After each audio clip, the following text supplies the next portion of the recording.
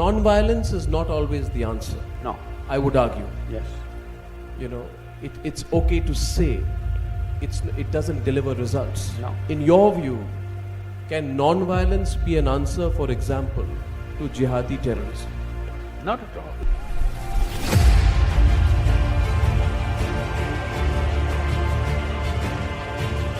It was the deadliest day Israel has seen in 50 years.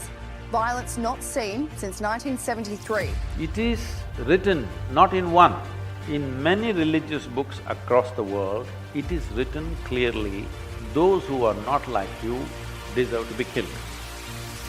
Let's come to the point. Not in any one book, in many books it is written, clearly. To violent videos of soldiers celebrating terrorism and attacks against humanity in the streets. These attacks have been labelled a wicked and cruel war against the Israeli people. Whatever you ask them, they say, you know, in our book, in our holy book, our prophet, our God said this, we're just doing that. I was just watching these guys, I had tears in my eyes. These are wonderful guys. These are guys who are willing to die for what they believe in, but they've been screwed up by the scriptures.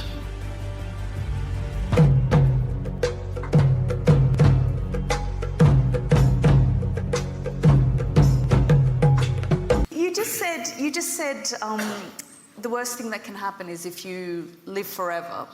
But what if that death is then imposed on you? So I go back to what happened on Easter Sunday in Sri Lanka and the attacks on various churches across Colombo where 310 people were killed. I mean, what goes through your mind when you see this, I mean, some would say level of evil inflicted on man by man?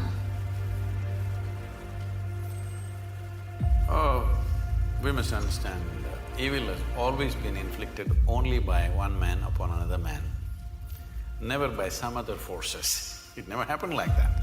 No hand jumped out of the sky and did any evil to anybody ever in the history of humanity. It's always one person doing something horrible to another person. This could be done for economic reasons, this could be done because of egoistic reasons, this could be done because of wealth, property, so many things. But if we have a fight for something, let's say we are fighting for this flower vase, you and me. At some point if we fight enough, either some wisdom will arise in you or me and say, okay, you keep it, but I don't want this nonsense going on forever. It'll come somewhere. But when people believe that they're fighting for their gods, there is no compromise. This is what we need to understand. You cannot compromise when you're fighting for your god. If it's property, I'll give it away. But I'm fighting for something about which there is no question of compromise. So we need to understand this. It's not when events happen like this, terrible events like this happen, everybody for a few days they will feel all this and then they'll go about their normal business. We must understand the moment you believe something and I believe something else, it's just a question of time when we are going to kill each other. Maybe we will, or maybe our children will, or maybe their children will, but it's bound to happen. When you believe something, when you believe means just this, what you do not know you assume and you concretize this assumption in your minds and you gather numbers. If these 1,000 people here all believe one thing, and when we step out on the street, if they all believe something else, inevitably there's going to be a clash. It's just a question of time. How do we deal with this though? So, you have set up the menu, but you're surprised when it gets served on your table. Why are you surprised? It is bound to happen. It's bound to happen. All this talk about just adjusting and, creating little bit of peace here and there is not a solution. One fundamental thing that we should do in the next 25 years, if we are really concerned about the future of the world, because the day of the sword is over. Now it is a day of a deadly button which can do things that you can't imagine ever. Those kind of things it can do. Well, these deadly buttons are being spoken about on a regular basis these days. in various places. So when this kind of capability is there, it's important in the next 25 years, we have to establish in the world, your religion is your personal pursuit, do whatever the hell you want. But it cannot be a national or global agenda. This must be set 100%. If we don't do this, we are not looking at just a few churches exploding or somebody shooting in the mosque or something else. You could have nations exploding into bits. A large part of humanity can go into bits because that's the kind of empowerment we have in terms of technology. It's not like you'll take your sword and kill 100 people. You're going to just take away millions at a time. So when this kind of empowerment is there, these kind of rudimentary beliefs, when I say rudimentary belief, I'm just saying, you believe something that you don't know. Let's understand the word belief first of all. I'll ask you a simple question, is it okay? Am I too abrasive for you? You said it's head talk. Suppose I ask you right now, how many of you believe you have two hands? Please raise one hand. Do you believe you have two hands or do you know you have two hands? No. If I start an argument with you that you don't have two hands, and if my argument becomes too powerful, one slap in the face and you know you got hands. So with hands you know. There are so many things you believe. What does it mean? It simply means things that you do not know. You are not sincere enough to admit what I do not know as what I do not know. Because you've not understood the immensity of I do not know. Only when you see I do not know, the longing to know, the seeking to know and the possibility of knowing becomes a living reality. Otherwise, everything I do not know, I just assume. What is the point of that? The moment you assume and you gather 1,000 people who assume the same things, and I assume something and I gather 10,000 people who assume the same thing, clash is inevitable, believe me. But it's easier said than done to say, well, in the next 25 years we need to get out of this mindset. Well, never before this was possible. Today we are sitting here just talking to 1,000 people. But you know that today we have means, what we speak here, we can make it reach the entire humanity. This was never ever possible. Many fantastic human beings have come, but what they could do was minimal, because when they spoke, hardly 10 people heard. Today you can sit here and speak to the entire world. When you have this capability, how come you say you cannot transform the world? We can. It is just that, are we committed to making it happen? I was just talking to somebody who was some kind of an expert on the internet. That's when I started going on YouTube and everything. This is about 12 years ago. I was talking to someone in United States who is some kind of an expert on the internet affairs. So I've never gone browsing or anything, I'm just busy with what I'm doing. So I just asked, what are people looking for hours on end there on this net? So he very casually says, Sadhguru, about 70% is pornography. I said, what? He says, yes. I didn't want to believe him. I said, this is not possible. It can't be 70%. Maybe some people are looking up something. But then I check with a few other people, everybody says 70% of data is pornography. And they tell me, every year some 1.2 million children below 15 years of age are being sold on internet. What's wrong with us? I'm saying, when such a tremendous tool of technology comes to us, we want to sell our children? Is this how we use it? We want to change this. That's why I'm loud in the last 10 years, out on the internet. This racial thing that concerns him and concerns all of us, I'm darker than him, you know. I face it all the time, joyfully, but I face it everywhere I go. I have extra features which make me further discriminated.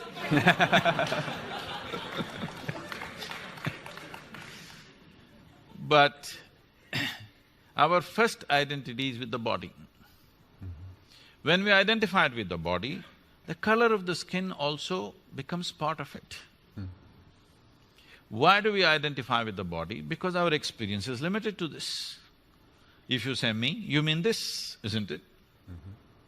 Because your experience of life is limited to this, naturally you're identified with this and this is you and this is how you look. Somebody looks so different, whether in gender or because of race or because of maybe just fashion.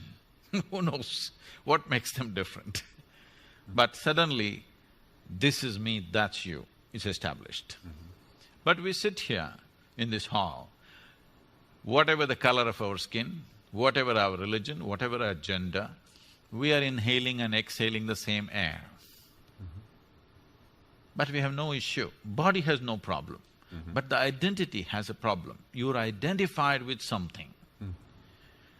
We have not cultured our children right from an early age that your identity should be universal.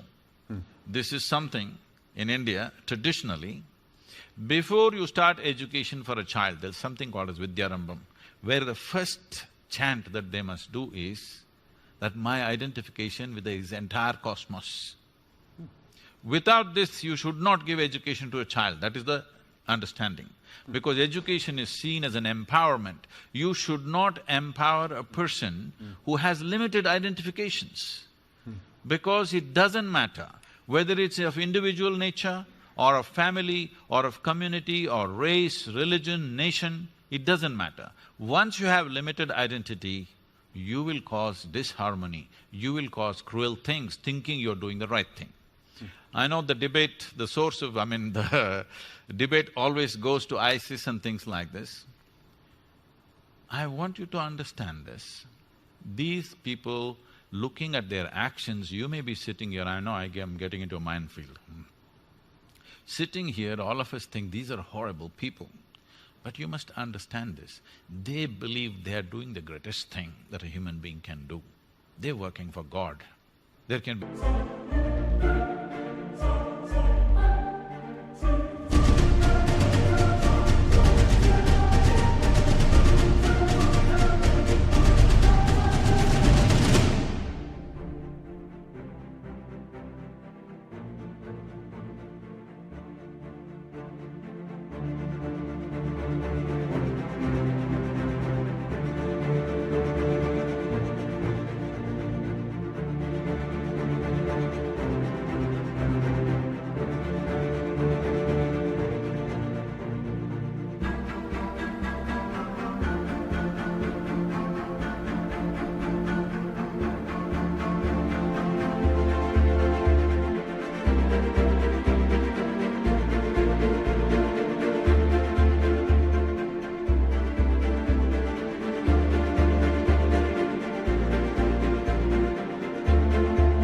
no better employer.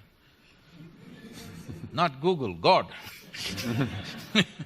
Who you've never prayed to. Huh? That's my problem. But I'm saying, you should have seen this, you know, I'm sure you guys can Google anything. You must see, there is a press meet that the Afghan Taliban is conducting with the international media just before United States invaded Afghanistan. All these young guys with long beards and big turbans, they're all sitting like this. And they're asking questions. Just then they had, bombed that Buddha statue and they made this thing that girls should not go to school and many other things. So these kind of questions are coming. Whatever you ask them, they say, in our book, in our holy book, our prophet, our God said this, we're just doing that. I was just watching these guys, I had tears in my eyes.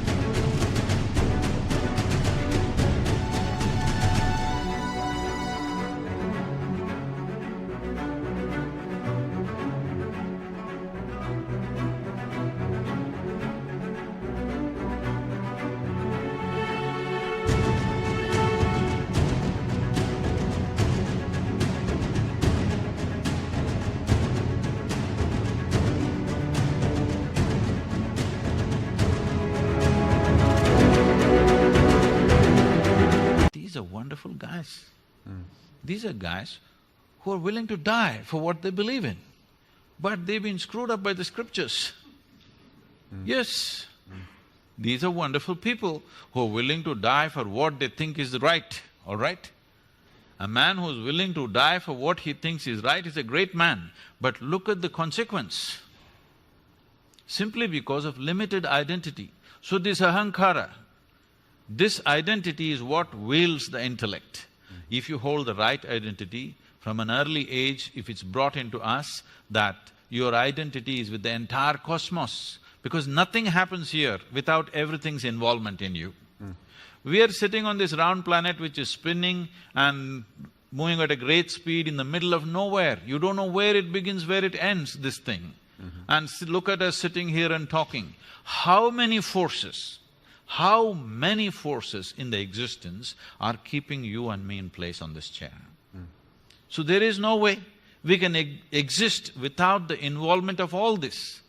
But talking about this intellectually is not going to help, because if you try to understand intellectually, you're using a knife, further you will divide. So there is another dimension of intelligence within you which can make you come to an experience of this. You say that, there must be a better solution, there must be no confrontation. Non-violence is not always the answer, No. I would argue. Yes. It's okay to say, it doesn't deliver results. No.